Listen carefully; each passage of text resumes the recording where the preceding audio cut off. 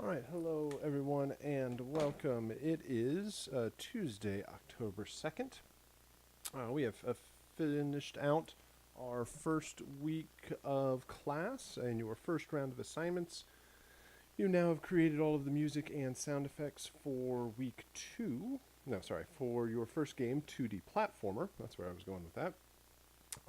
And we have a couple of submissions here. Where'd they go? There we are. Looks like we have 7 submissions to take a listen to. So we will start out in the first half of our class with a discussion of last week's assignments from week 1. And as we go along, if you have any questions or need any clarification on anything, please let me know. Or if you're watching this on the archive, send me a message. But I believe didn't have any major fires going on in the email on Sunday, so I assume that everybody had a good amount of success with this composition, this first game composition. It is hopefully a solid approach or a solid kind of exposure to this type of work and this type of assignment. And so we have 7 submissions to listen to here. Then we will get into the new assignments for week 2, where we will discuss your next game composition, which is a game called Angry Bots. It is a new game with a new approach to the music and a new sort of result needed from the music in that type of game. So different approaches overall, and by the end of week 2, you will now have created, or at that time, created the music and sound effects for both of the games. So that is what the second half of class will discuss. We'll get into the music and the sound effects needed for Angry Bots. But to start out here, let's get into a discussion of our first week's assignments, or first week composition, a game called 2D Platformer.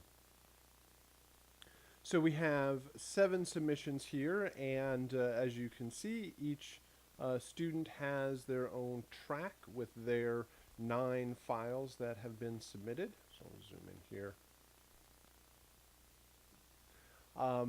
So over in this column, these are the 3 main loops.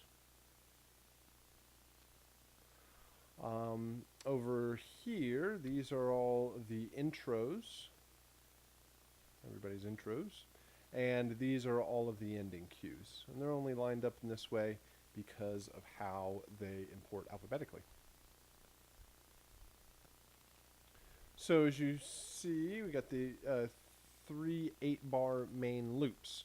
I'll start out with a description overall of what we will be listening for with these submissions, which will help clarify a few things after your kind of first pass at this.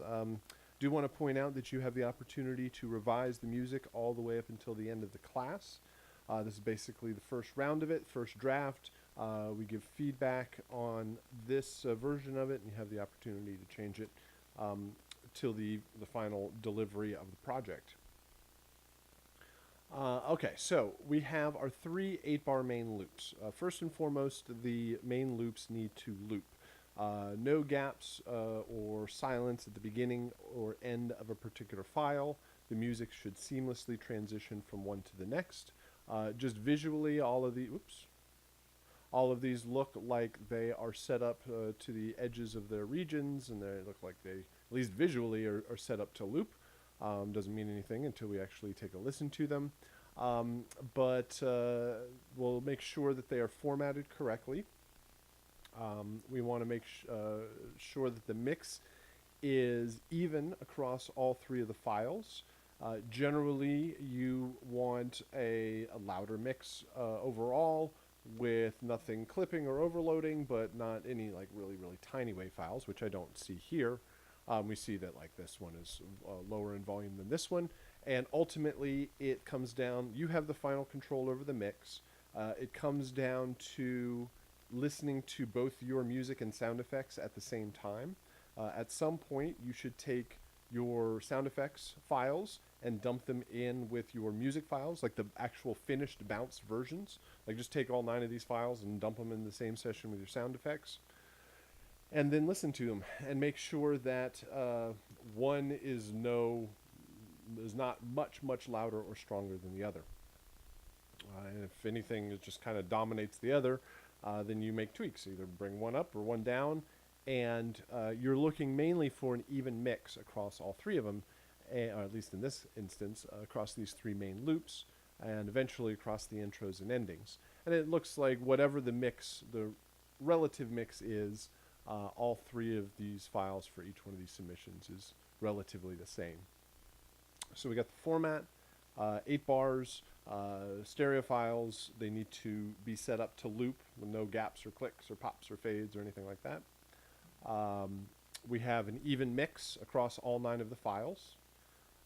Then compositionally, well, let's do instrumentation first before we get into composition. With the instrumentation, you should have equal or sort of common instrumentation across all 9 of the files. Maintain similar instrumentation across each one of the files so that it feels like the same band playing the same song all the way through from beginning to end. You shouldn't have any strong changes in between or from the intros into the main loops into the endings. One of the main things that I hear is things like drums missing from the intros or endings, or the lead instrument missing from an intro or ending. So you want to make sure that there are these common instruments playing across all 9 of these files. All right. I guess also along with instrumentation, you should have drums, bass, harmony, melody.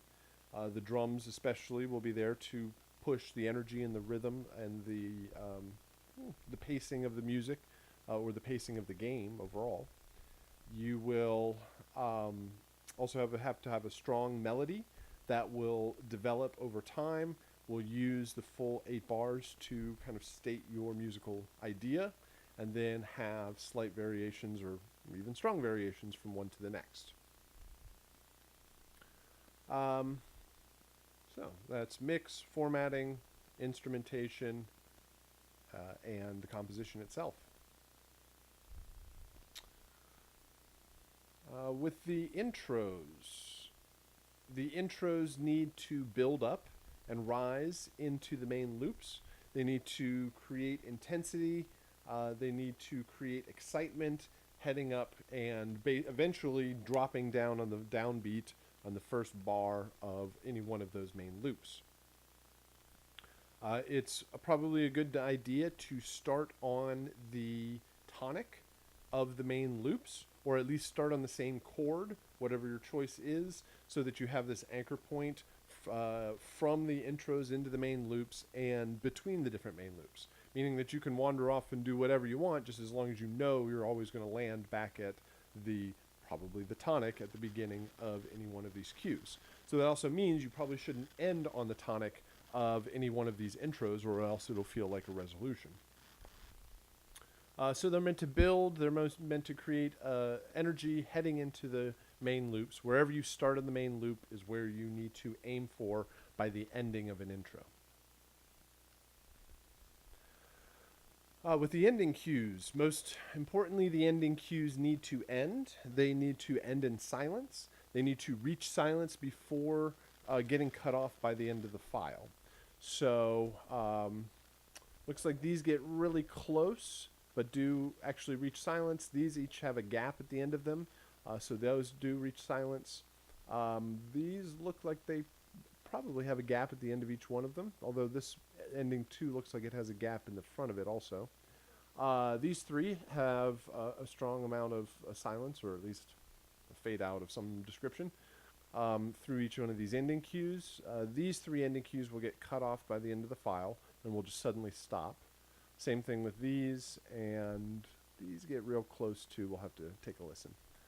So obviously that's just looking at waveforms, trying to discern as much as we can just by taking a look at it. We'll go through now and listen to them one by one.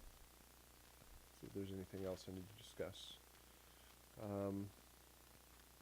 think that will give us a good start, and we'll address anything else as we touch upon it, listening to each one of these. All right, we'll start out on our first main loop here.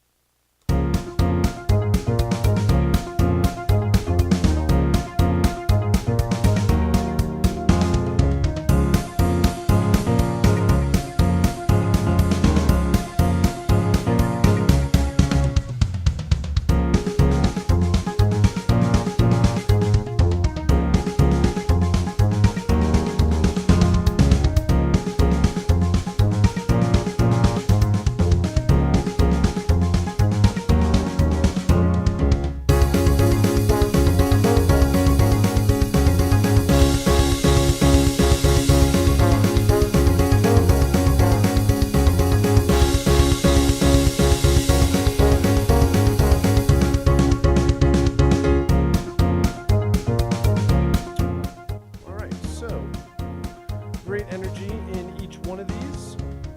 Good amount of pacing and change and development.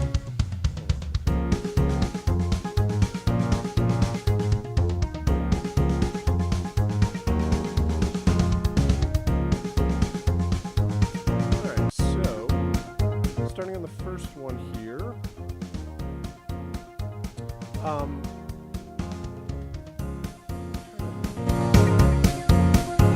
Catch the melody there, and I think that the melody is either not well defined or not well enough defined, or it's a bit repetitive. I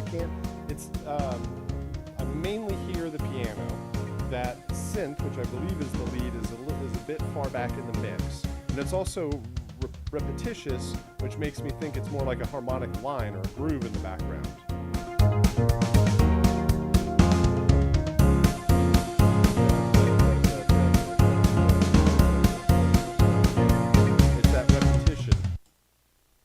Then here, you hear more of the bass, you hear that progression. But again, that lead line should definitely come out. I like the changes in the rhythm.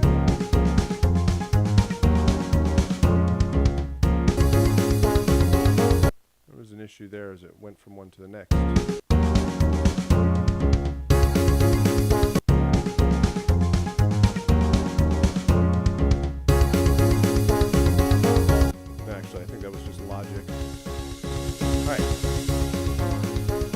So I really like the rhythm and the energy that's put into this third one. It really picks up the pace. But I would maintain that rhythm all the way through instead of having those fills, or at least just have it maybe one time at the end. And then again, focus on that lead synth. Bring it out.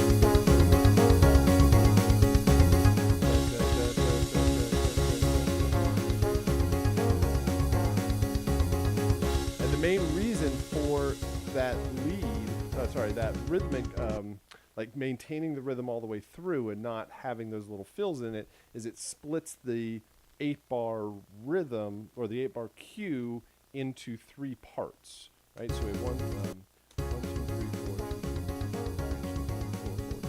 Well, I mean, it's double time at this point, but so this change happens after 2 bars. It plays for 1 bar, then it drops in for another 2 bars, plays for 1 bar, and then it plays for 1 bar, and then does another 1 bar fill, right? 2, 6, yeah. So that adds up. So it divides it into 3 sections overall. Either probably just keep that rhythm all going all the way through, and then at the very end, have a fill like that. Or at least do it in the middle and at the end. It kind of divides up the phrasing of everything between these 3 main loops. So overall, I like the changes from one to the next. I like the rhythm. Bring up that lead line, like focus on it and have less repetition through there. And then I'd even kind of focus more on the pacing that the main loop, the 3, provides, but definitely work on the phrasing of those bars.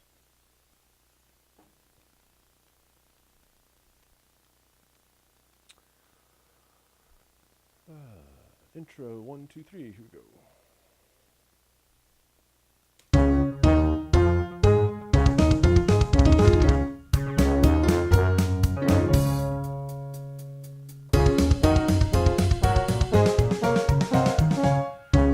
So this first one, everything else that you have put out there so far could be played. This last little sort of, I mean, well, I guess you could have somebody with very fast double kicks, but I think it becomes the more, at least as it currently sounds, the more synthetic part versus everything else. Intro 2 here, I just... it feels almost like a ending, because you resolve to that tonic note, and then you have the 4 count on the hi-hat, but you could probably use that with just to get more energy with a drum fill through there, and instead of resolving to the tonic, then just kind of hang on a 4 or 5 chord before it drops down onto the 1 at the end of the 2-bar phrase. Intro 3. I like intro 3. The only thing is it sounds like it's meant to go with main loop 3. Like it's at this pacing. That pacing overall. Which means that it might throw things off if we heard this. And then it goes to this. Well, snare helps.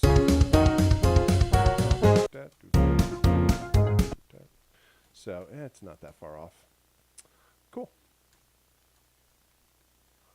All right, 3 endings.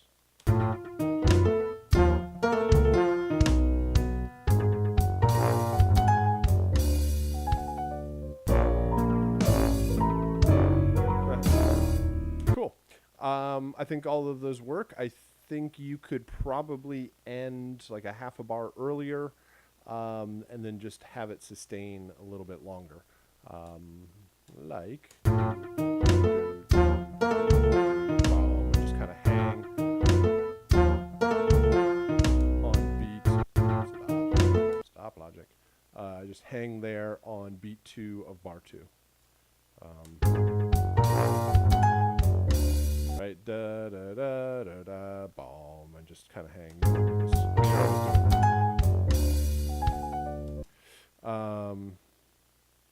And then this one.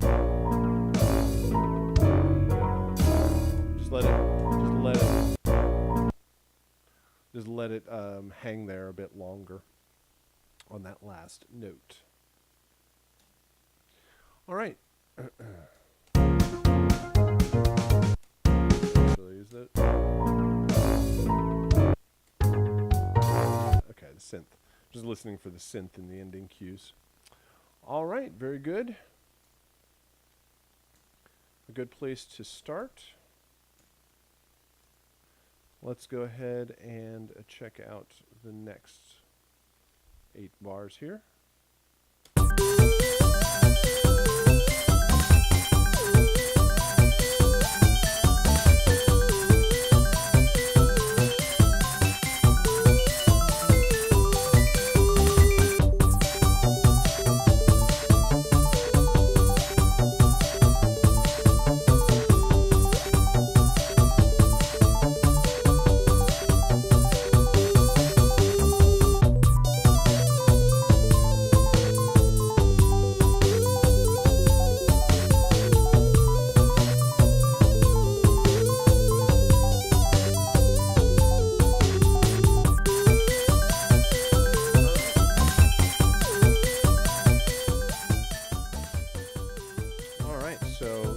Again, lots of great energy.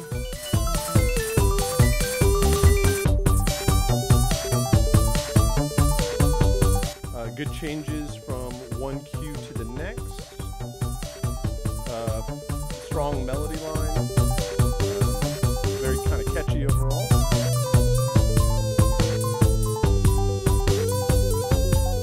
Each 8-bar phrase kind of sustains itself and works as its own separate entity, and each one will smoothly move from one to the next.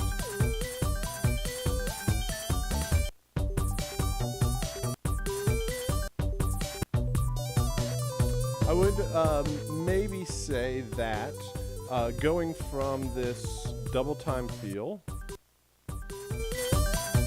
to the regular time and then this half time is fine as it goes down or up, but when it jumps from this third one back to the top, it's a pretty strong rhythmic change.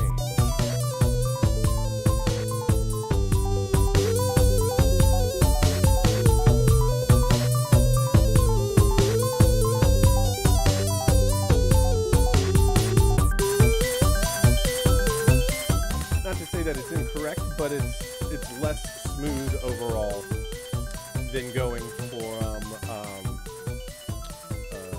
the one way, like through half and regular and double time, or back the other way.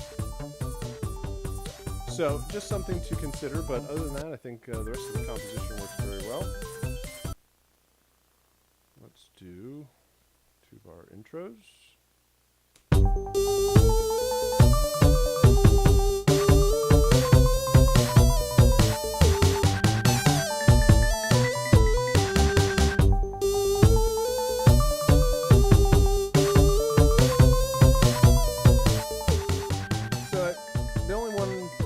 Kind of stands out is the second one going in the progression, at least going in a downward direction. The melodic line moves upwards. So and maybe speeding it up at some point. This one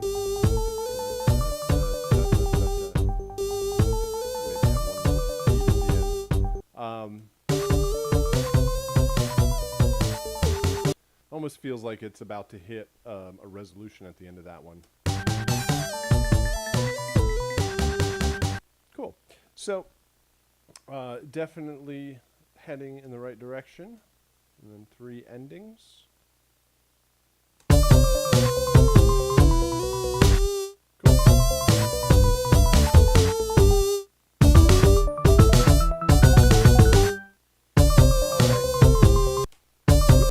Oops. I think this one will stand out the most as being rhythmically different. Although these sound more like I've lost. This almost sounds like I've won. Maybe it's just because it's a little bit more energetic. And these are kind of in a downward direction. Da da da da da da. Oh, it's like, oh no. Like wah wah. But this one, almost like a power up. Like, oh, here we go.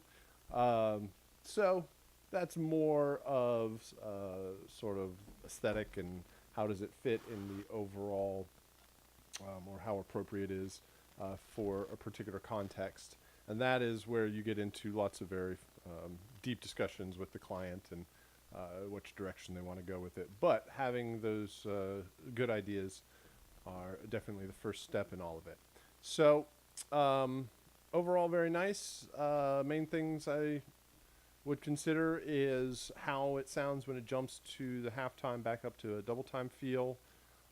Maybe a little bit more energy in the second bar of those intros, and yeah, just I don't know that the third one again is wrong or incorrect, but it might be something to pay attention to when it actually gets into the game, how well it works overall.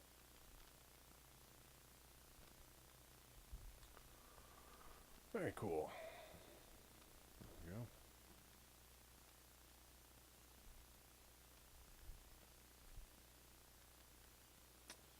Next one here.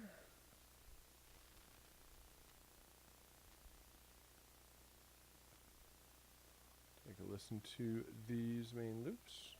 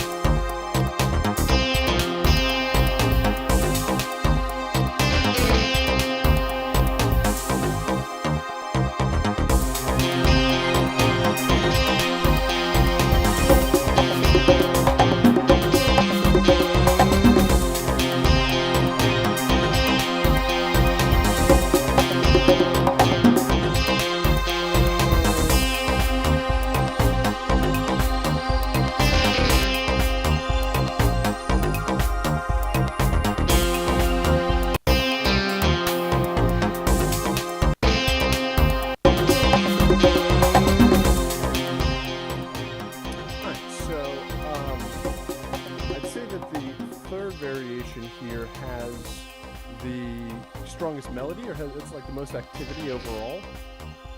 The first thing that I was hearing in these first two loops was how sparse the melody was. It plays for just these little phrases. Again, almost feeling like it's a supporting harmonic roll instead of the main lead focus. I mean, granted, it's a little bit more difficult using a MIDI guitar for this purpose as opposed to a live one. But I think this level of activity is more appropriate as a lead melodic instrument.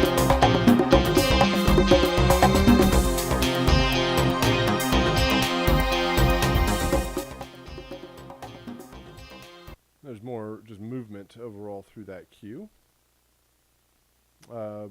Good changes from one cue to the next.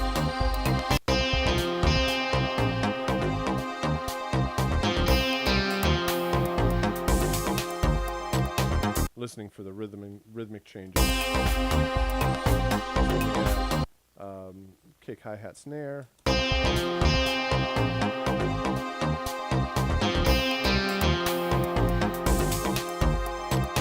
That one's... Yeah, I think 1 and 3 have more of a straight-ahead rhythm. This one is a little bit more... I won't say ambient or sparse or sporadic, a little less like kind of straight ahead kick snare pattern. Let's try these three intros.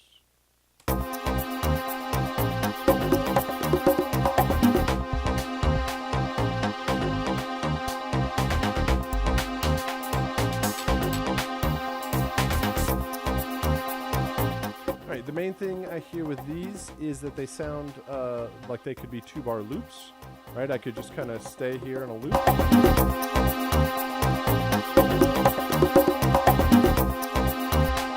would make sense. There's not much build.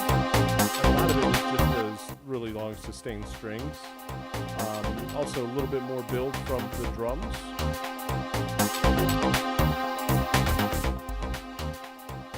So a little bit more, use all the melodic elements, use all of the rhythmic elements to build up into those main loops. And 3 endings.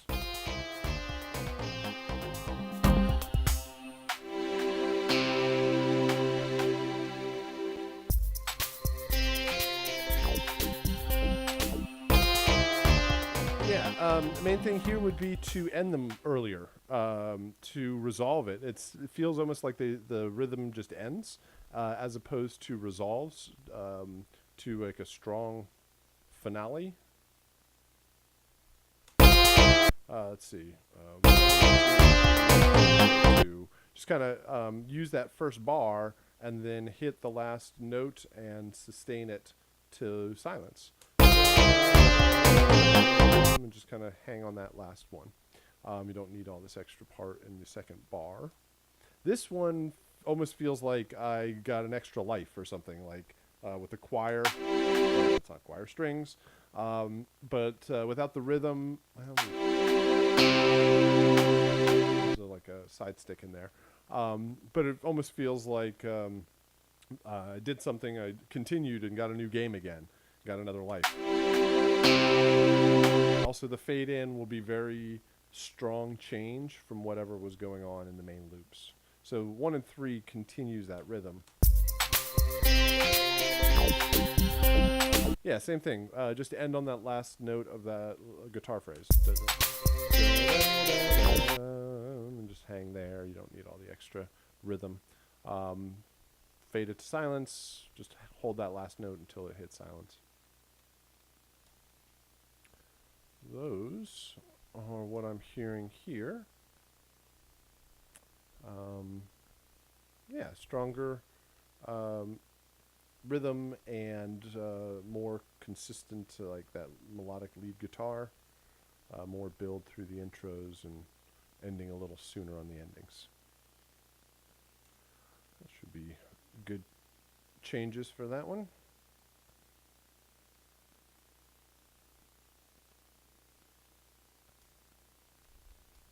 All right, let's try the next.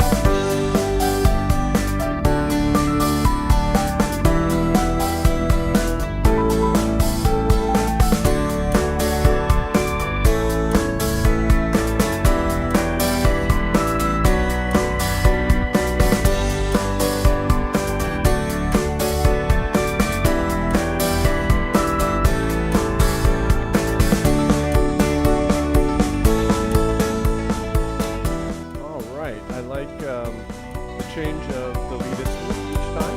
So we got banjo and organ here. Focus. And piano for this one.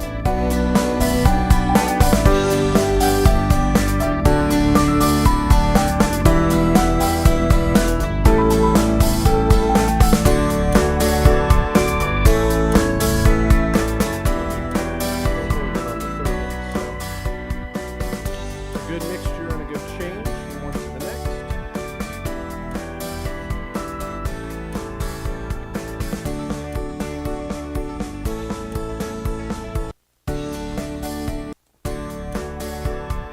Okay. Yeah, the question about would be maybe this double time feel of this one might throw off the rhythm. More than likely, it'll probably work just fine. But with the game being entirely random and understanding of how often it plays, like the fact that it could play 5 times in a row, might be an issue or it might not be. So it'll definitely come down to testing it in the game to see how obvious it is every time it pops up. But I think like the melody and the instrumentation is smooth enough that it's like, oh, here's the banjo part, so it's more high energy. So it can make sense contextually. 3 intros.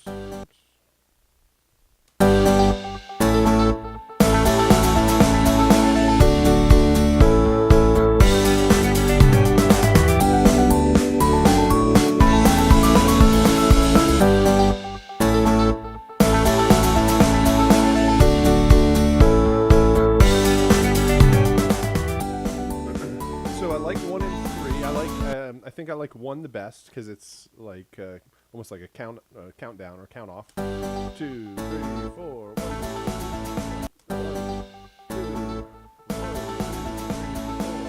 4. Feel to it, or and the third one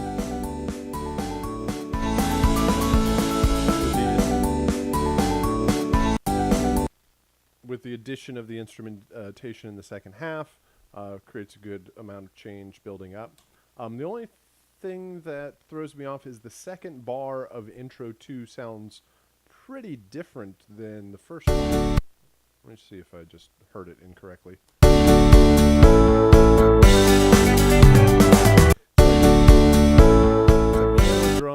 Piano and drums, and then guitar and organ.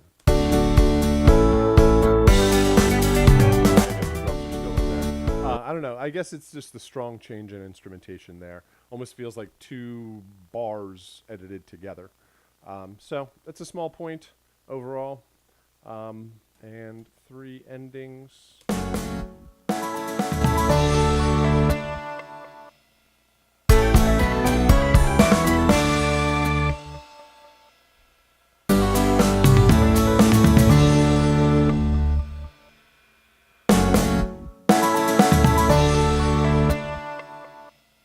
The only thing is, I mean, they're great resolutions, great endings. Compositionally, they work very well.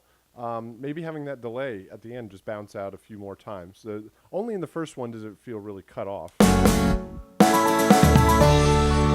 it fades too hard.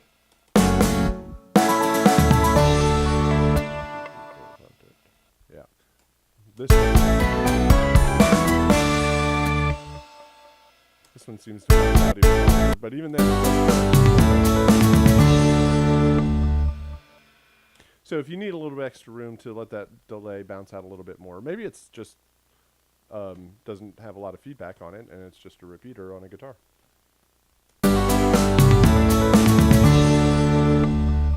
On a banjo. So those are the things that I'm hearing here. Compositionally works very well. Really everything I pointed out were small detail things that mostly come down to testing it out in the game.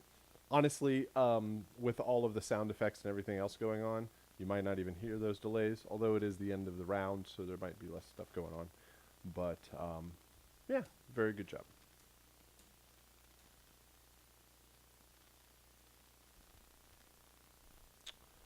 All right, let's do 3 main loops.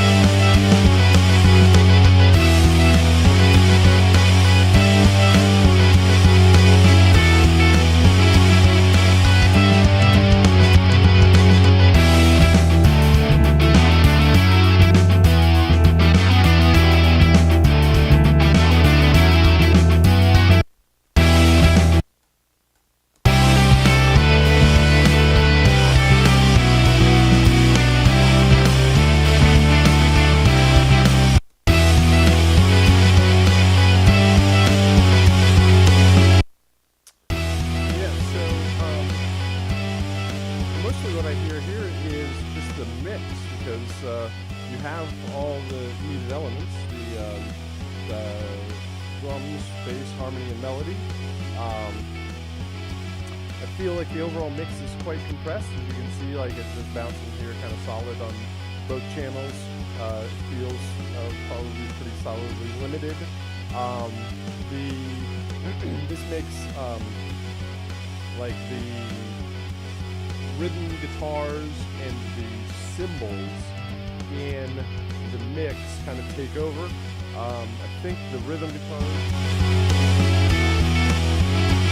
because of like a phaser or something, which is, I'm going to guess, is happening, which makes it more wideband, which makes it more powerful, along with those cymbals, which are wideband. Then it hits a compressor or limiter, and it just gets squashed down. So, especially in this third one where there's a lot of crash cymbal,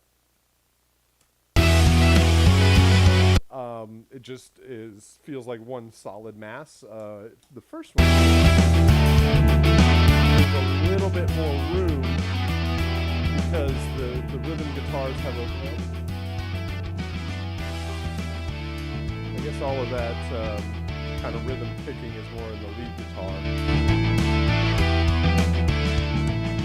So, what I might suggest is backing off the compressor.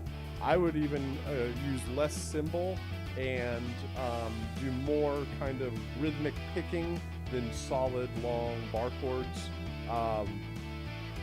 to create a little bit more space so that that lead could pop out. Maybe if you backed off on the rhythm guitars, you could push the lead guitar out, because what you're doing compositionally and rhythmically,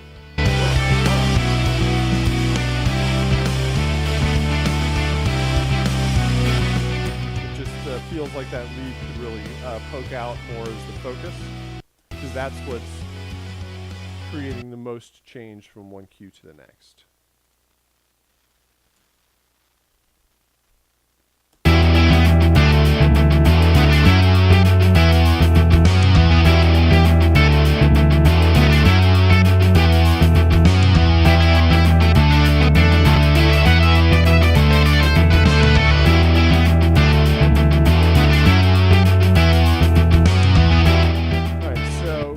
Again, these kind of feel all like 2-bar loops.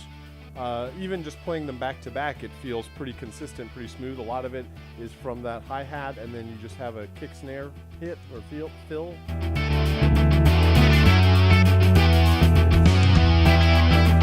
Kick snare tom in there. So use more of the drums in the second bar. You could probably get away with the first bar, but build up more in the second bar so that an intro cue shouldn't make sense as it loops around.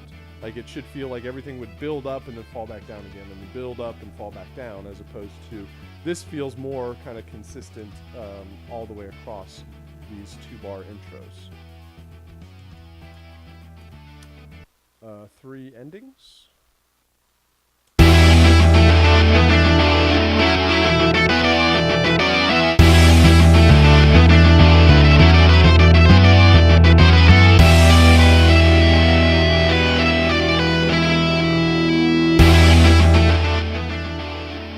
So the third one is the one that feels most like an ending. They almost feel like they're not ready to end yet. Like that feels like it's about to jump back into verse 2.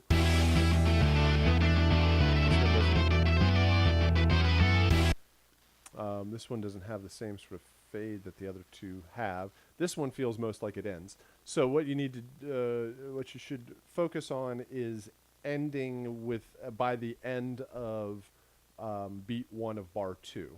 So, or you could just end at beat 2 of bar 2. Just kind of hang on that note. So beat 1 of bar 2 or beat 2 of bar 2 will help each one of these and give it enough room to end.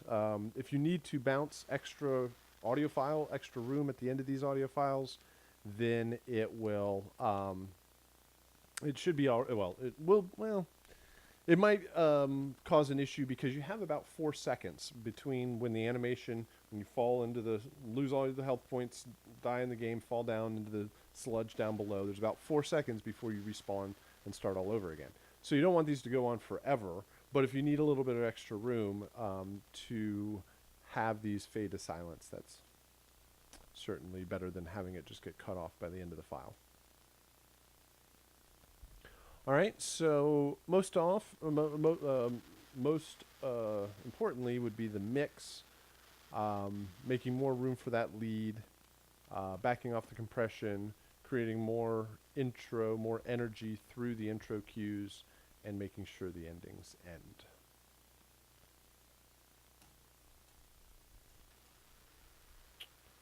All right, let's do the next one here.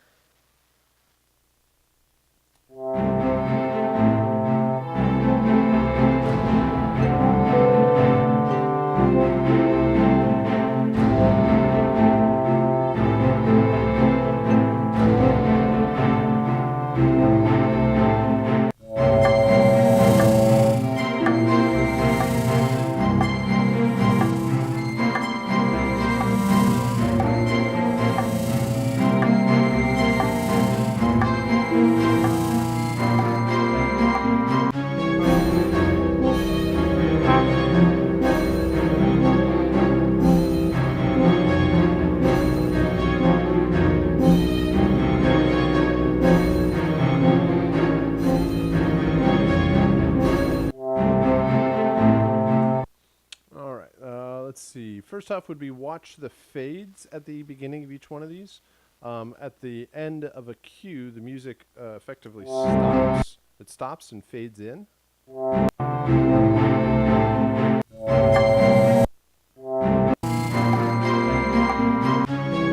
Like you hear a click and it starts over again.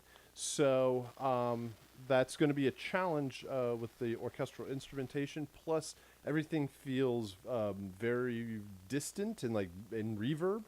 There's not a strong attack, like you don't hear the strength of where the metronome would be in the piece. So that will give you a challenge when you try to loop things. Make sure that you take all of the MIDI information, double it twice as long, bounce the file twice as long, then chop the file in half and only use the second half, plus fixing the fade-ins. To help with that, you should probably take all of the instrumentation, and if you're using Logic, you can use a negative delay or just pull all of the notes before the downbeat so that the instruments have time to fade in or get past their attack. It also depends, like if you're using like sample libraries that are using the FAR microphone. If you're using orchestral libraries like that, or if you're having in a whole bunch of reverb, then it will have this kind of slow attack, which will make it even more difficult to loop. You should probably also contain some percussion or more direct percussion to reflect the energy of the music.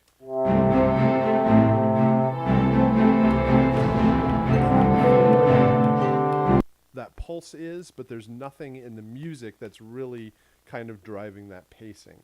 I mean, like the cellos are going, but rhythmically, overall, it's relying on kind of this slower, mushier instrumentation to find its pace. Then watch out for the repetition in the phrasing. There's a lot of dissonance. Feels like different arpeggiated patterns playing against each other. So watch the repetition. Feels like things are sweeping through octaves, and even that cymbal crash is kind of distant.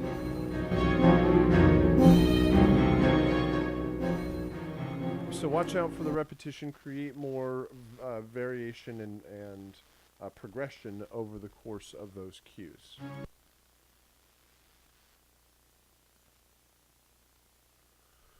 Three intros. This second one looks like the little right side is a lot stronger than the rest of it.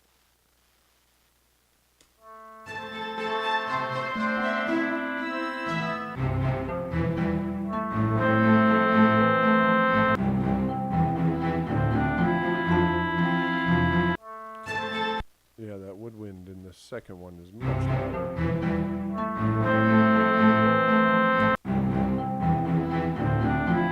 Even in this third intro, it's a lot lower overall in volume.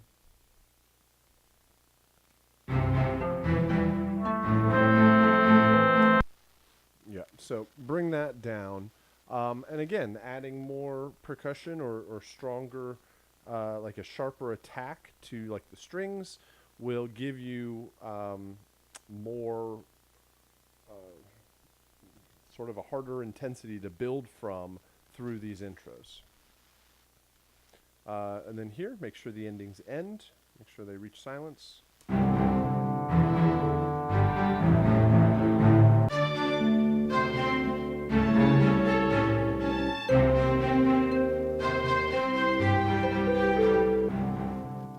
Yeah, it feels like the musical phrase is not resolved. Like you haven't hit that period at the end of the sentence yet. Where, let's see, let's do this first one.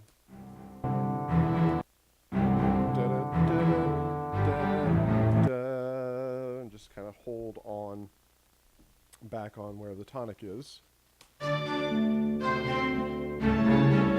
almost feel like it's happening here, da da da da da, but it does another little arpeggiated pattern.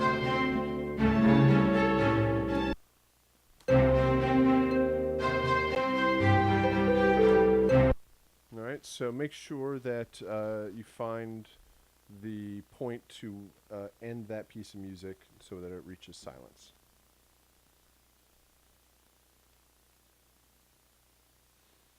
All right, so yeah, mostly It would be stronger instrumentation, pull it out of the reverb, use stuff with sharper attacks so that you can find that sort of metronome pulse in the music that pushes the energy forward in the game.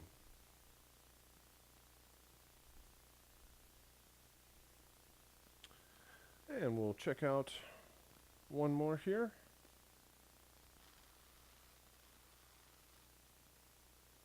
All right, let's take a listen.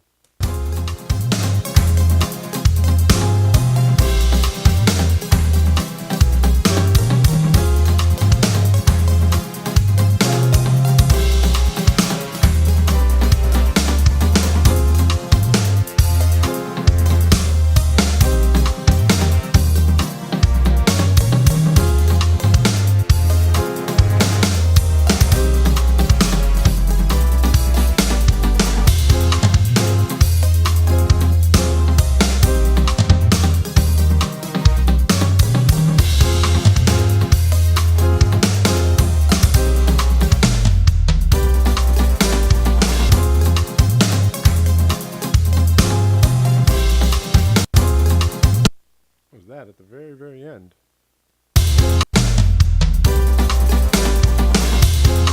Oh, it's just like a symbol. All right. Lots going on rhythmically here.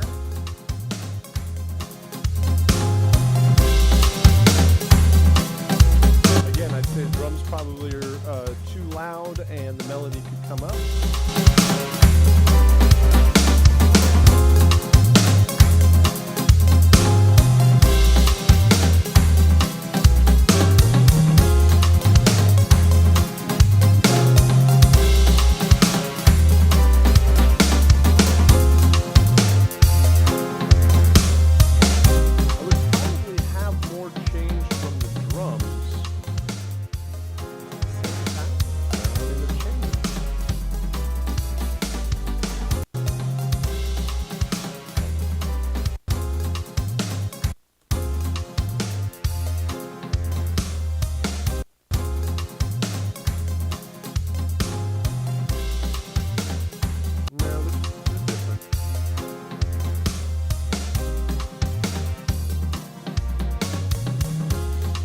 Yeah, but they're still kind of the same sort of swing feel to them in each one. No, this one's got a little bit more energy to it. But I'd still think like those points where it follows the melody or the melody follows the rhythm. Watch out for any of those drum. Well, is it there at the beginning? No. Let's check this at the very end here.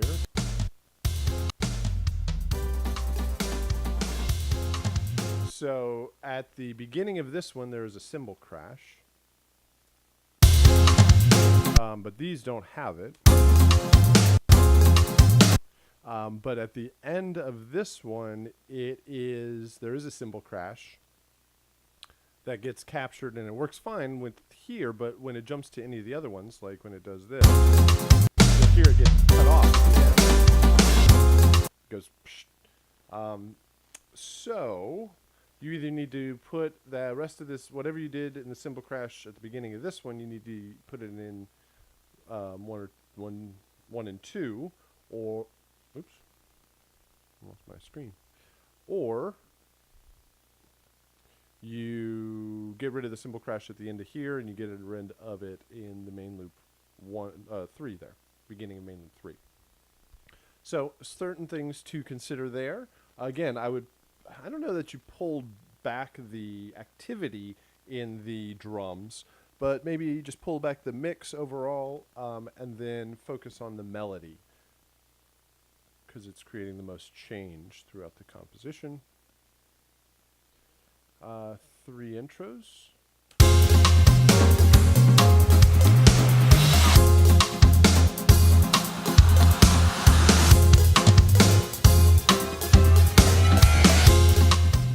So, the sweeps work in the last bar of these intro cues, but the sweep is doing the entire job, not the music. So the music should also build. If you had those sweeps plus a drum fill and the harmonic and melodic instruments were rising up, then you would probably have a solid amount of anticipation built through each one of these cues.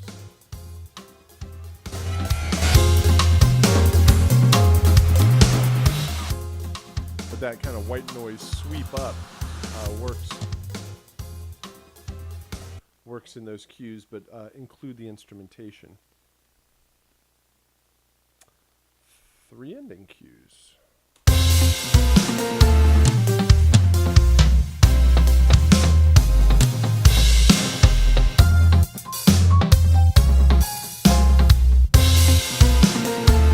Yep, same thing with here would be just to end a little bit sooner. Right? Da, da, da, da, da. So you end on beat 2 of bar 2.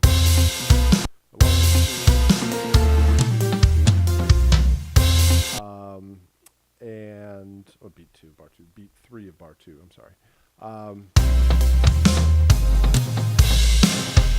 End on that cymbal crash. Or here.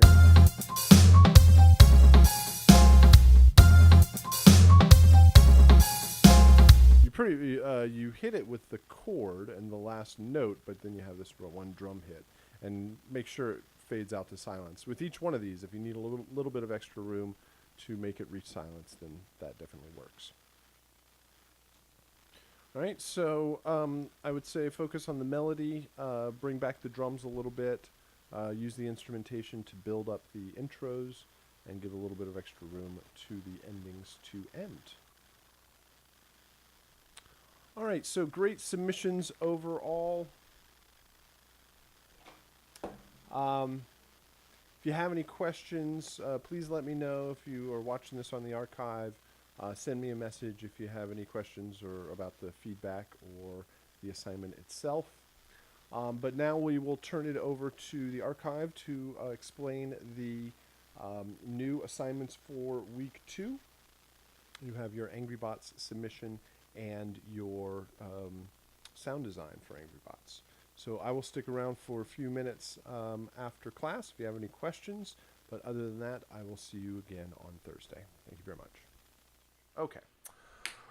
All right, let's go ahead and discuss the new assignments for week 2. So we have a new project. We have a new game. We have a new soundtrack. A new style of game requires a new approach to the music. And so our game this week is called AngryBots, and it is a demo that is provided by Unity Games.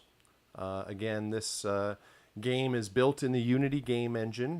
Next week, in week 3, we'll start talking more about the technology, and we'll discuss game engines and audio middleware and some of the software and tools that are kind of running all of this stuff in the background.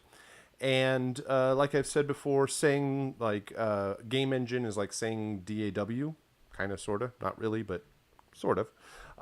Basically, in the same way that a DAW is the tool that you use to make music, a game engine is the tool that a game developer uses to make a game.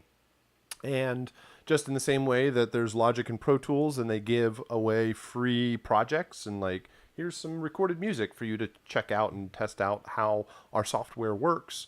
They do the same thing with games. They can provide versions of the games that people can tear apart, and we can get in there with our music and sound effects.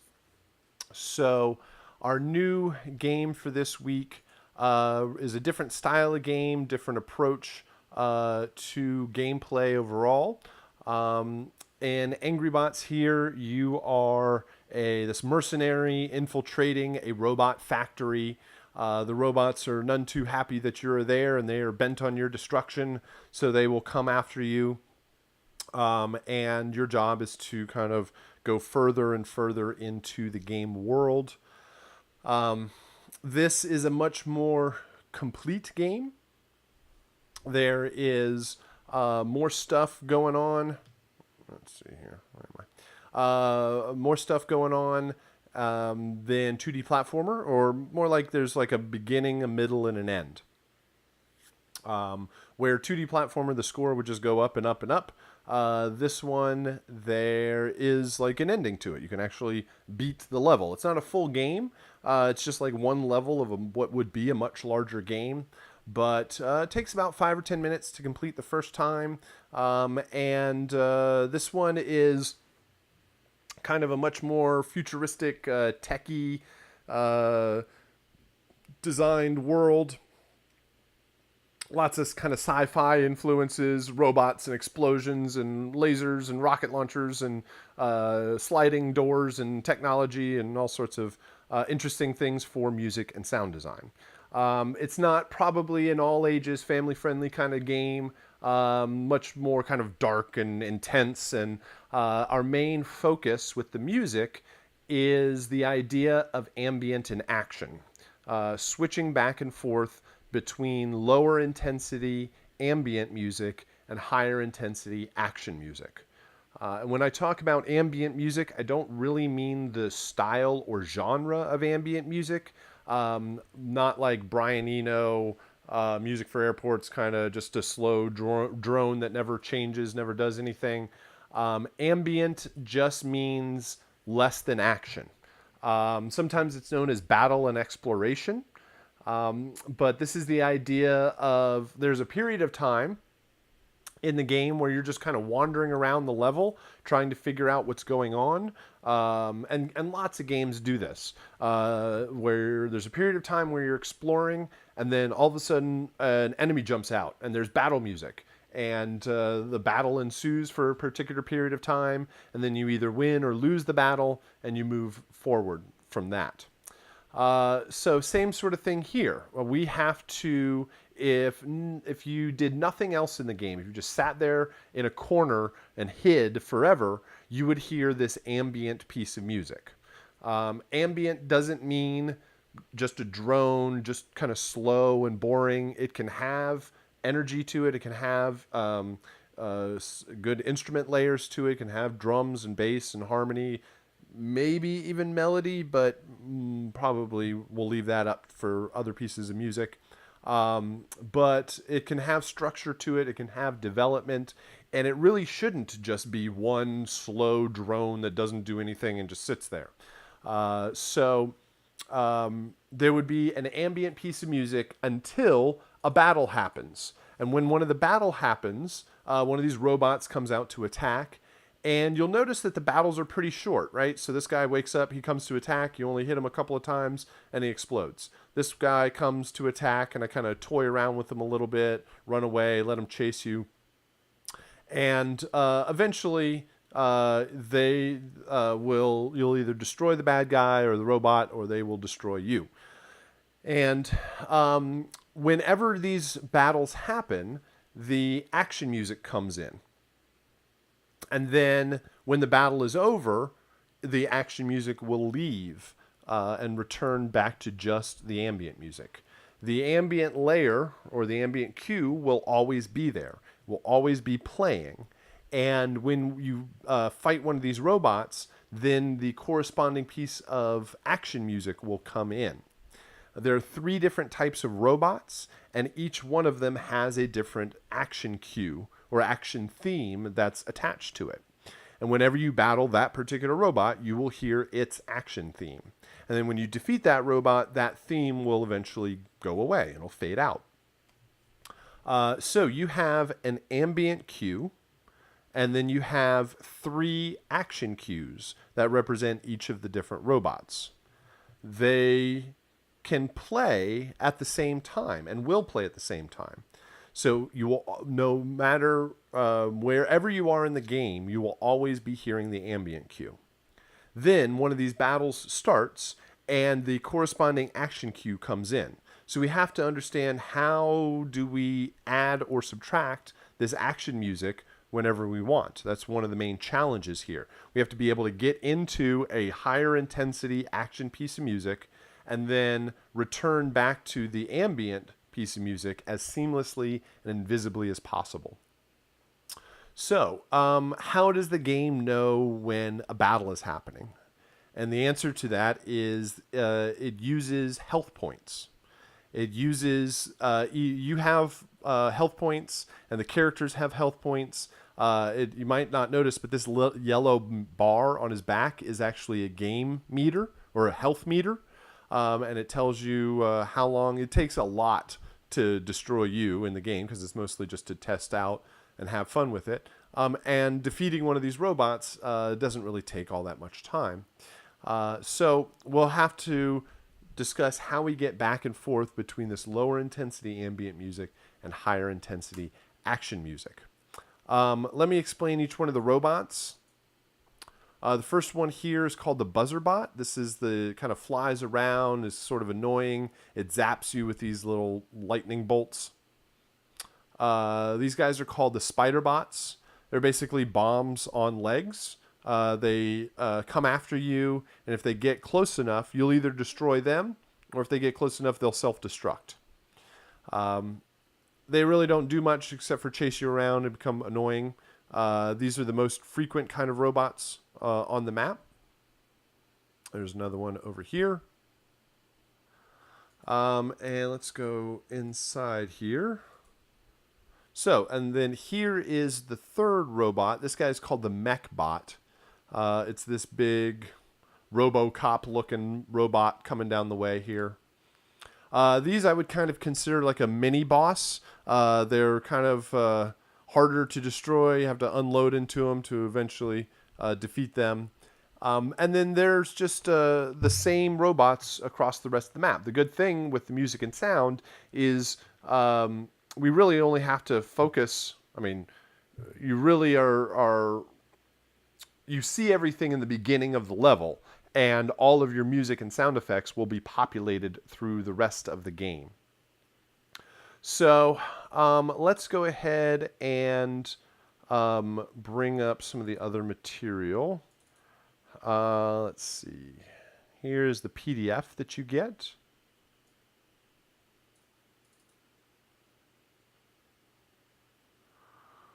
Hello?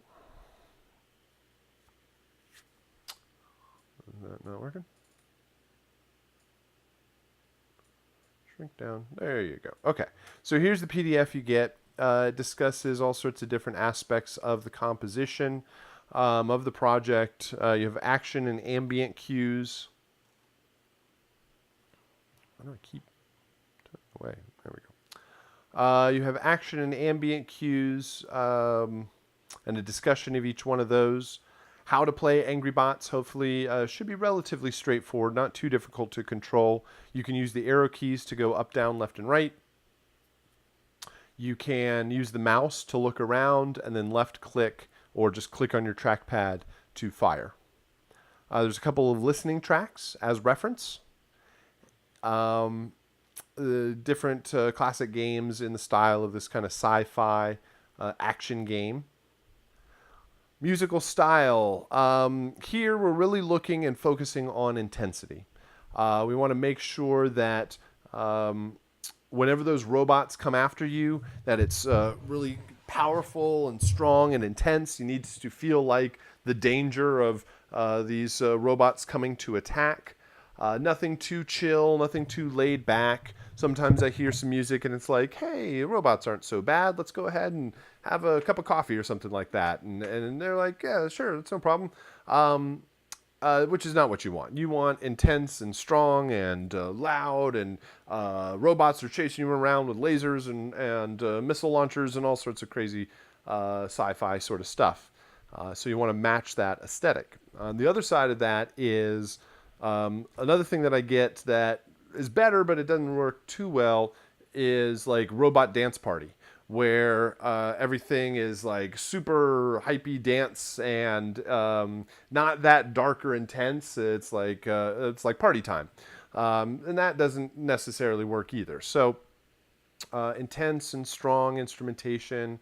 I have suggested instrumentation, synths and pads and driving bass lines, gated effects, sweeping filters, bouncing delays, fast percussion, heavy distorted guitars, big fast drums, large brass and strings, cymbal swells and impacts, anything that portrays strength and intensity.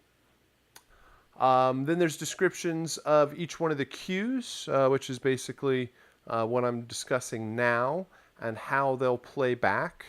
What I really want to get to is the asset list down here. There's screenshots and descriptions of each one of the robots and how they should sound, and just a general overview.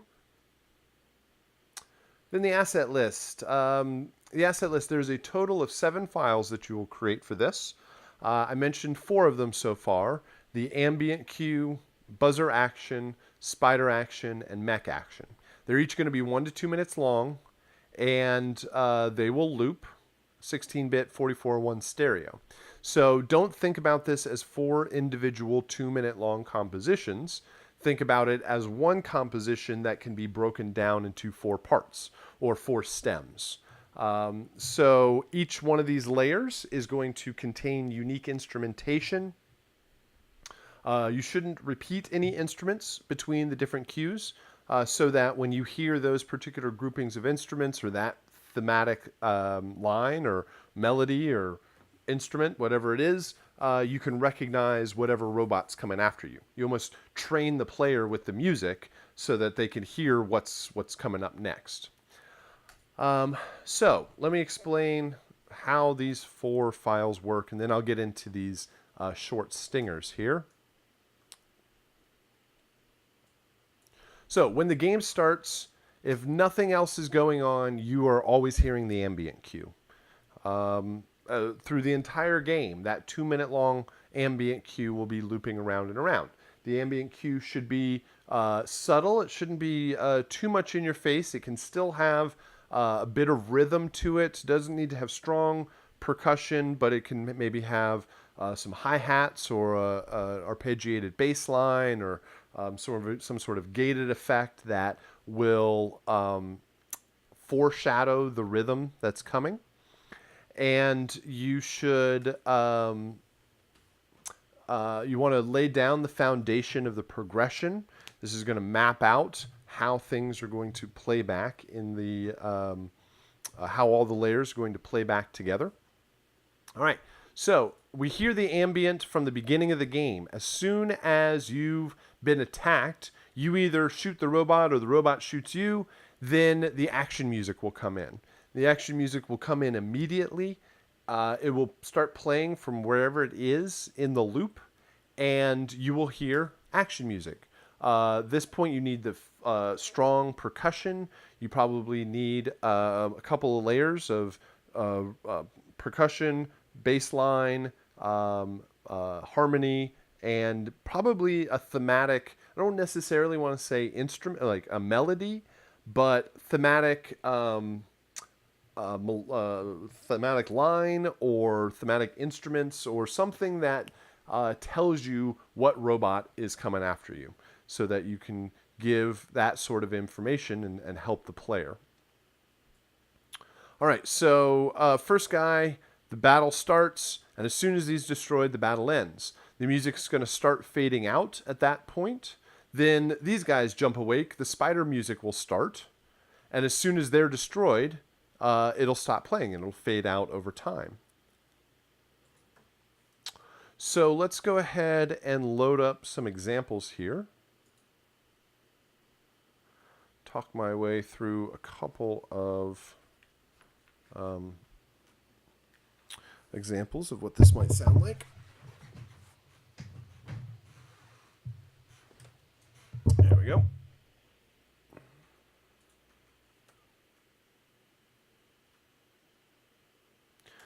All right, so as stated before, you are going to have 4 2-minute, somewhere between 1 to 2 minute long cues or layers, or even maybe think of them as stems that can play back together. and play at the same time. The biggest challenge here is going to be dissonance and clashing notes. You want to make sure that there's a lot of similarities between these cues. They need to all start at the same time. They need to end at the same time. They need to be in the same key, in the same tempo, and same time signature, and they need to all loop together. They need to follow a common chord progression, because even if they're in the same key, if they're all headed to different chords at the same time, it's going to probably not work so well. So you need to, with all of the things that are the same, key, tempo, time signature, looping, starting, stopping, the things that are going to be unique are your choice of instrumentation. Each cue should have unique instrumentation that's only found in that cue. You really shouldn't repeat any instrument lines. You shouldn't copy anything, because when the game puts it all back together, it's going to double things up. Like if you have the same drum pattern in multiple cues, when you play them all together, then that drum pattern is 4 times as loud as everything else. So make sure that you have unique instrumentation, and then a unique composition. Each cue should have certainly a strong rhythm. That's going to be the most of the action part. And then a thematic melodic line, or thematic instrument, or thematic phrase, or something like that, that helps identify whatever robot it is. Probably a bass line to help, although you don't need necessarily a bass in all 4 of them. A chord progression, but you don't also need to put all of the voicing of every single chord in each one of the cues, right? So you write your chord progression, you're going to have 3 or 4 voices per chord. Well, all 4 of these don't need to have all 4 voices every single time.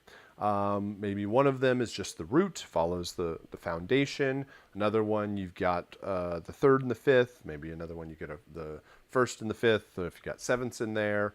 And you can start, if you write out the chord progression first, you have a basic common structure or skeleton to work from. So let's go ahead and check this out. Just get started here. Let's play.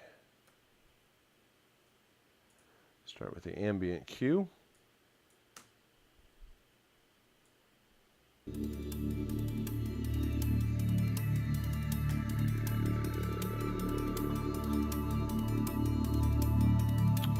All right, I am going to we're going to play the part of the game, just mixing these up and down. And the whole reason this thing is going to work in the game is because when the game starts, all 4 of these pieces of music are going to start, and they're going to play together. They're going to reach the end and all loop together, so they're going to constantly be in sync. The only thing is, the player's only going to hear this first one at the beginning. The 3 others are going to be silent. Then the buzzer comes in. So let's do this. Game starts.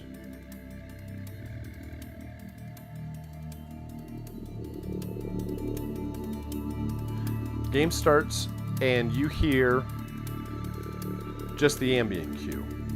And then once you get attacked here, that's the buzzer bot, and so the buzzer music will immediately come in.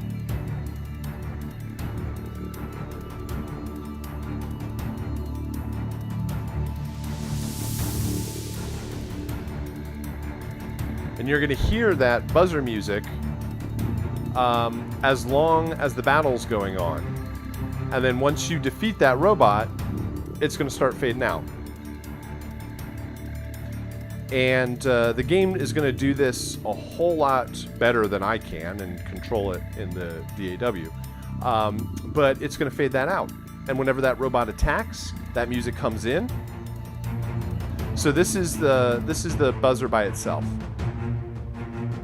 So we've added the low strong strings. You got some big timpani hits in there, big low bass drums, and there's these little white noise sweeps somewhere, I think, in here. There you go.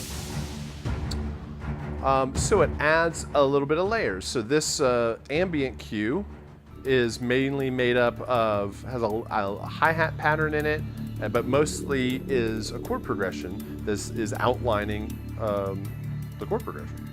No, it's a couple of notes that are just kind of presenting the foundation of that chord progression. Here in the chat, it says, so that means we're making tracks separate, so that means the music can't clash. Yeah, you are probably best to think about it as one whole composition.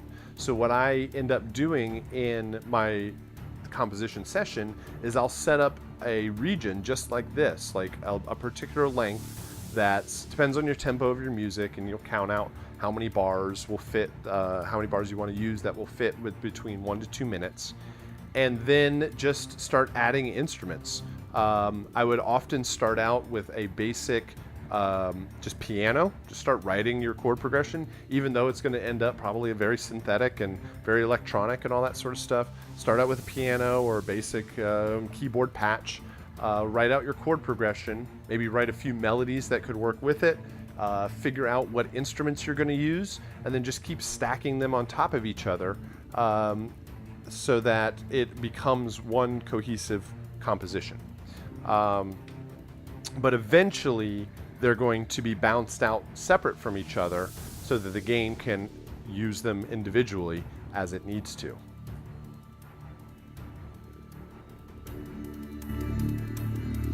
All right, so that is the buzzer. And once that buzzer is defeated, it eventually fades away, back to the ambient. And then you go after the next one. So this spider pops up. When that spider pops up, the music is going to immediately add in the spider cue. It sounds like this. Hi-hat, bass line, a little melodic line that we'll hear is actually a double of the mech cue.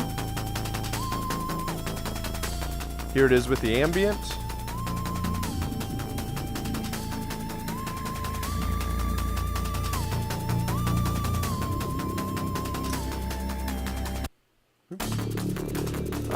And then this guy's destroyed.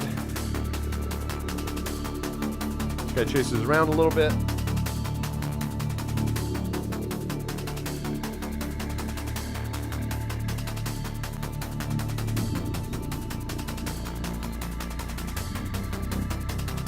When that guy's gone, the music will fade out.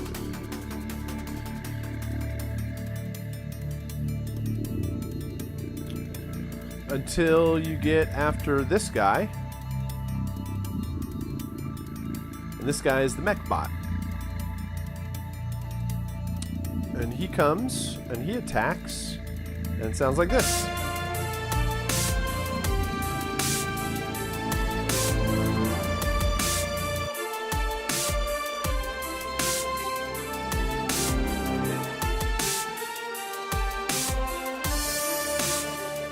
So with that one, you've got strong brass and strings. You basically have the high strings to match the low strings from the buzzer cue. You've got a strong lead melody. This one, where's it coming? Right about here.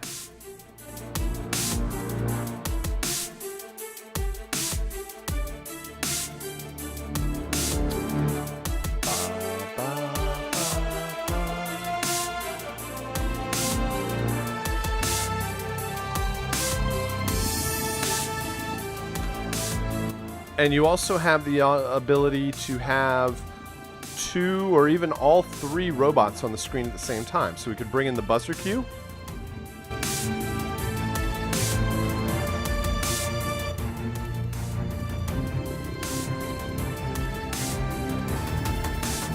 Bring in the spider cue.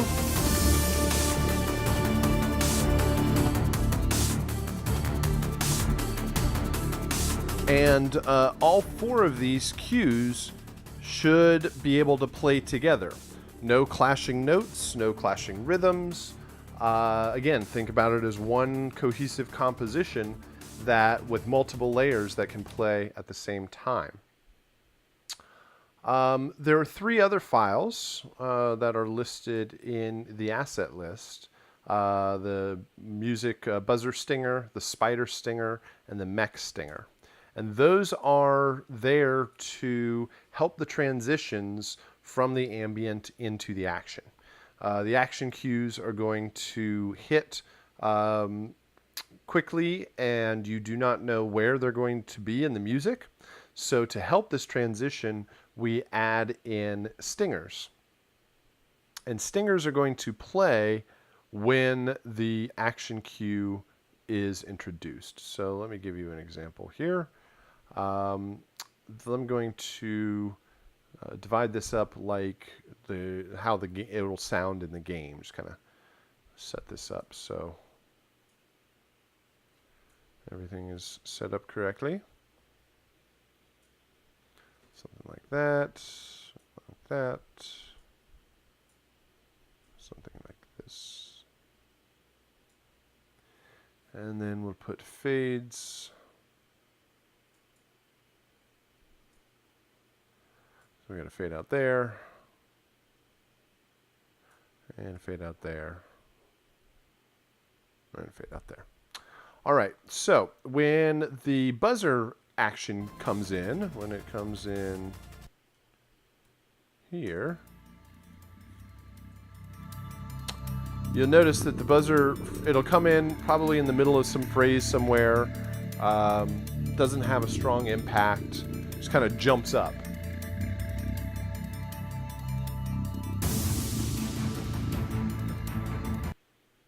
So, oh, I was actually at the end of a sweep there. That's actually kind of luckier than it typically is.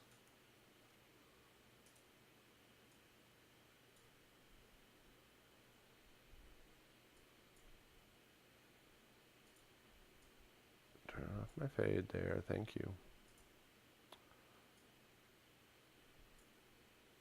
Let's play that again.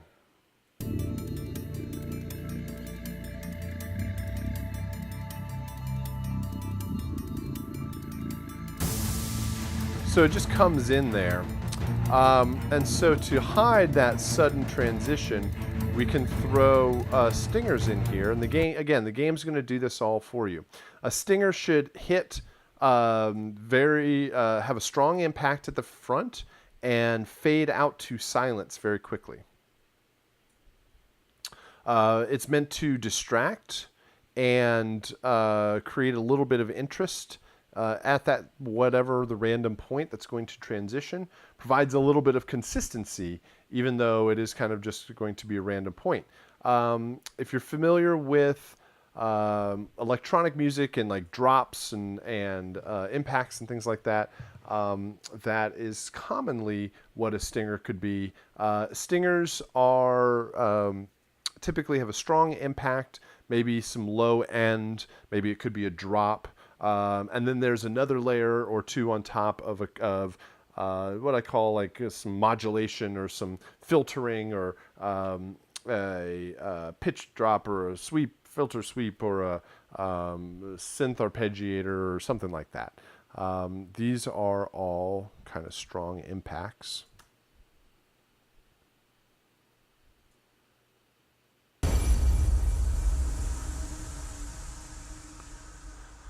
They should not be tonal. They should not be rhythmic, because since you don't know where they're going to be played, it might clash. So strong hit, lots of reverb, tails out to silence. There's another one. And like I said, they are there to cause a bit of distraction as you're going from one piece of music to the next. So here's what it might sound like when played against the action cues. And again, the game does all of this for you. You just have to create the material.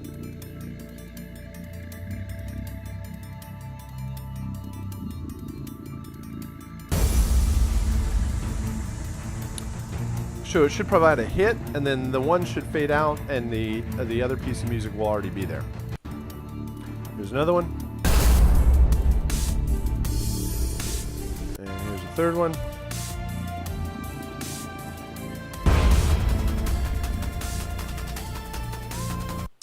So hopefully that gives you a good idea of where to start with the composition. I'm going to play one more here. Let's get rid of that and this and this. All right, here's another ambient cue. So this would be a good example. This would be a good example to say that the ambient cue doesn't need to be boring. It doesn't need to not move or do any or have any changes to it. Here you can hear the outline of the chord progression. You hear a arpeggiated phrase. You hear some percussion, but it's not like a kick, snare, hi-hat pattern. It is sporadic and meant to provide emphasis. Here is the buzzer cue.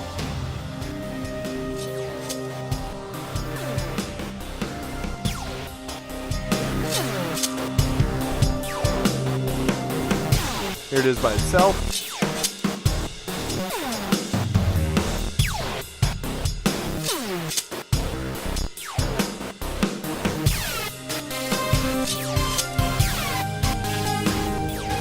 So it follows along, it's got a little melodic line to it. It's got drums, that's probably the most important thing to add for the action cue. Here's a spider.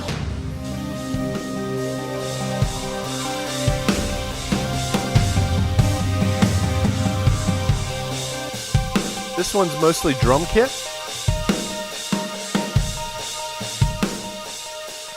Mostly drum kit, got a lot of crash cymbal in there.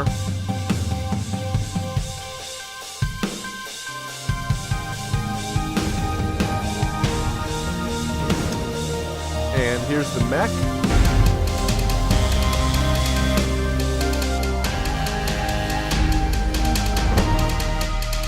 Mech sounds cool, it almost sounds like an alarm going off.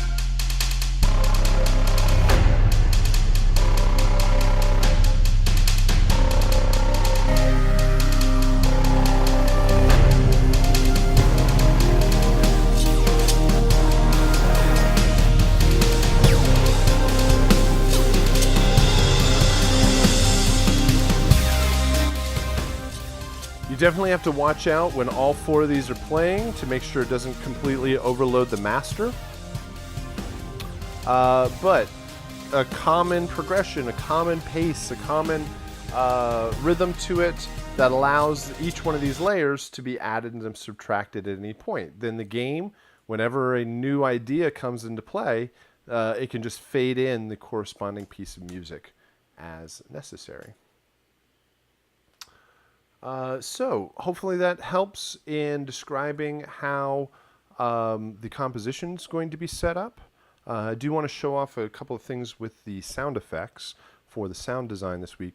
Please let me know if you have any questions as we go along, or if you're just watching the archive, then you can send me a message if you need any sort of clarification. So that's the compositional side of things. You also have the sound design, creating sound effects for Angry Bots, 22 sound effects. Again, this is, like I said before, because it's a little futuristic and robots and weapons and things like that, explosions, there's a lot of fun opportunity for sound design. So let me just load up the sound effects. And I would suggest that you do something similar to last time, where you would load the original sound effects into Logic and use them as reference. So let's see, I'll close down this session. Don't save. Get a brand new session here. Now, when you go download this assignment, you are going to get a folder that looks like this. It's called Angry Bots Original Sound Effects. and you unzip it, and it's gonna have two folders. One is called To Replace, and the other one is called To Use. There's a total of 60 some odd sound effects in the game, and I don't require you to do all of them. You can use some of the original ones to supplement them. So the one that's called To Replace, these contain the 22 sound effects from the original. These do contain the original sound effects, but these are the ones that you will have to do for the assignment. And the reason is these are the more interesting, sound designy kind of sounds, if that really makes any sense. They are the more obvious weapons and robot kind of sound effects. The ones to use, these are some ambiances and interior shots. Then there's like bullet impacts and ricochets. And then there's also footsteps. So you're probably not going to win any awards off of your footstep design. You're not going to get hired off of your ricochet. Well, who knows? Maybe you would. But more likely, this is a focus on the music and the and more important sound effects. So something to consider, but we definitely are going to do and replace to replace. I include the other ones there because you can and are encouraged to do all of it, so that whenever you show this off, you can say, I did everything in this game. Otherwise, some of the original sound effects will be there still. But let's just use the To Replace folder. I'm going to take all of these sound effects and I'm going to drag them onto a track here in Logic. Open, place all the files on one track, yes. It always comes up with, actually this one doesn't. If it comes up and asks you if you need to change your sample rate, just change the sample rates of the files, that's fine. You're going to bounce them out anyway. All right, then once you have the original sound effects on here, you would probably spend some time, you'd probably clean this up a little bit. They don't need to be right on top of each other. So take these and separate them out a bit. Oh, that didn't work.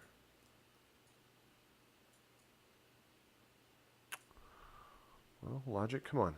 You can cooperate with me.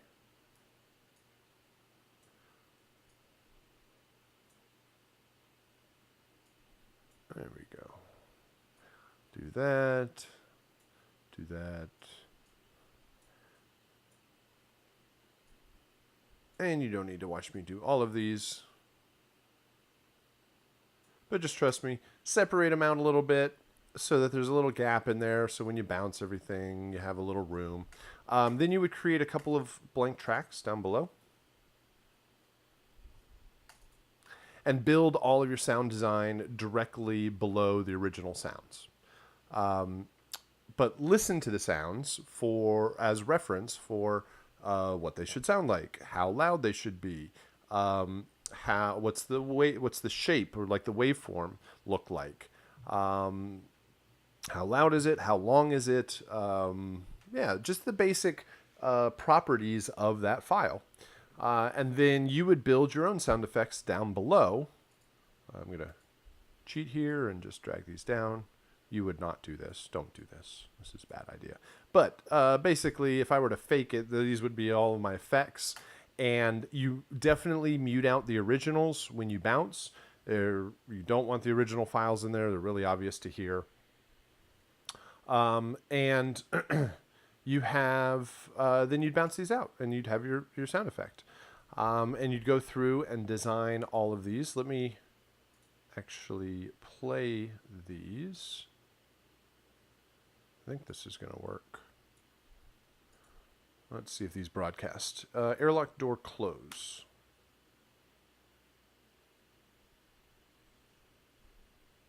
That did not work. Hold on.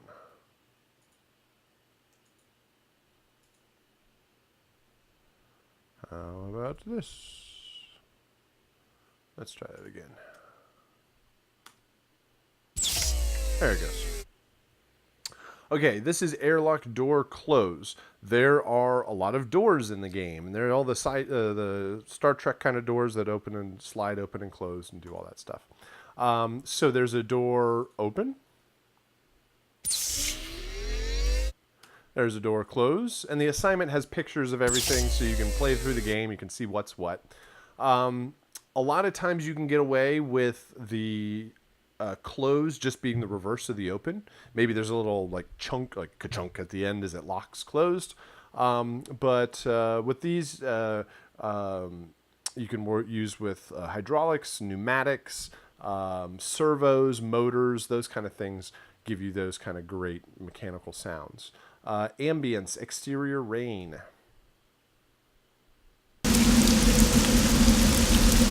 It's a rain loop. 30 seconds. Yours doesn't have to be that long, but just a consistent rain clip that you'll hear when you're outside of the robot factory. Interior hum. This is when you go in. This is like room tone. I always think that sounds like the inside of a spaceship or something. Like, as if I knew what the inside of a spaceship sounded like, but I'm sure. Something like that. Flying buzzer destroyed. There's a lot of sound effect. There's a lot of explosions. So the two main things in the game are, not main things, but things that have a lot of sounds are doors, opening and closing, and explosions. So what I would suggest that you do when you go do the sound design is you should be familiar with like the Westar Music Library to get access to sound effects there. There's another resource called freesound.org, which is a website. It's kind of a community-driven website. Westar is great because it has a whole bunch. It has the sound ideas library, which is a great, like, very high quality sound effects library. Freesound.org is community driven. There are lots and lots of sound effects on there. There's also lots and lots of very bad sound effects that are not worth anything. But there's also some very good stuff in there. And for the types of things you're trying to do, a lot of that stuff can be covered there also. So what I would do is say, okay, I need explosions. So go off and search for a whole bunch of explosions, bring them back in, and then combine them all together to make the sounds that you need. Don't work on one sound at a time. Don't say, I need a flying buzzer explosion. Go find an explosion, bring it back, edit it, name it, bounce it. Then go, oh, I need a mech explosion. Then go back out, get another file, bring it back in, edit, name it, format. Like, that takes too long to go back around and around and around like that. Do it in chunks. A lot of times when I do sound design, I'll spend one day just looking through sounds. Like, just go find my library of whatever it is. And I'll just go, here's 25 sounds that I'll eventually put all together. Then maybe the same day or maybe the next day, I'll go back and I'll just edit everything. Put them all together, layer them up, see what works. Then often, if there's time, I might have another day that's just like mixing and bouncing and formatting and delivery, like finalizing everything. So if you work in big chunks like that, it often makes the process a bit easier. This is zap electric. This is when the lightning bolt kind of shoots out and zaps you. Mech alert. All of the robots have an alert sound when they recognize that you're there. They kind of wake up and attack. So there's kind of an alarm sound there. Mech destroyed explosion. It's an absolutely huge sounding explosion, which is good for that very large mech robot. These are patrol mech footsteps. As that thing is walking down the hallway, you will hear these footsteps for footstep 1, footstep 2. I think they completely cheated and used the same sounds. We could probably make it a little bit more interesting than that. Missile explosion. So this is when it fires at you. So it shoots its missiles at you, which is this shoot missile sound. So it fires them, and then it either hits you or hits a wall or something like that and explodes. The spider alert. Right? So a little couple of beeps as it wakes up. You don't have to do exactly the same thing. Just kind of do some other stuff. I've heard very cool things where people have done like vocoded robot voices when these things like wake up and it goes attack or something like that. Spider destroyed explosion. These are the bombs on the... That's when you destroy it. This is when it self-destructs. I think that is a horrible explosion sound. It's a real big letdown compared to the other explosions. Proximity. This is when the spider bots are coming after you. They beep. And it's very important. Just make that one little beep. And you don't want it to be very long, because what happens is as it gets closer to you, the beep gets faster and faster. It goes beep, beep, beep, beep, beep, beep, beep, beep, beep, beep, beep. And so if you have like a long sound, that's just going to stack up and sound all sorts of crazy. So all you really need is one really short sample. Spider self-destruct, that's the bad explosion. Interior doors open and close. These are the Star Trek doors that slide open and closed. I always think that sounds like somebody's window being rolled up or down. Locked door opening. Once you get, you stand next to these computer terminals and you hack the computers, and it allows these locked doors to open. Player death. This is when you die. That's not true. That's a gunshot. That is the incorrect sound. Let me get that out of there. Player hit. This is when you take damage. Player shooting. This is the gunshot sound. It's pretty important with that sound. That is going to be a looping sound. And it is important that you match the timing of those shots, because I think it matches the animation or the muzzle flash in the game, which is this.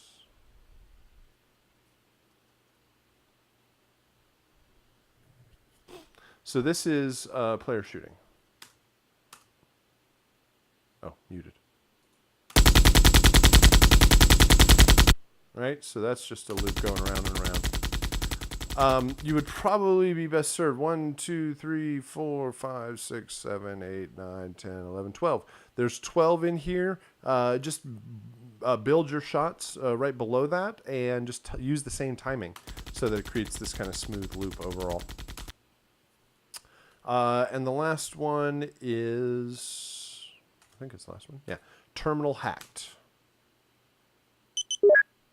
Right, just some sort of electronic sound as the terminal is being hacked. I've heard people like typing on their computers, or it sounds like a keyboard, or there's a voice in there that says terminal hacked.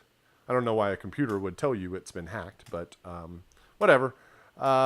So that hopefully, again, will give you a good direction for your sound design. Always make sure that you mute out the original track. Don't include the original sound effects in there. Create 22 sound effects for Angry Bots. And I think that should be it. That's certainly quite enough from me for this afternoon. We did the peer review of the submissions, which was always great. Again, it hopefully encourages everybody to submit also for next round. And then we talked about your Angry Bots and your Angry Bots music and sound design. So if you have any questions, go ahead and post them up in the chat or send me a message. But other than that, let's go ahead and wrap it up there. And I'll see you again on Thursday. All right. Thank you very much.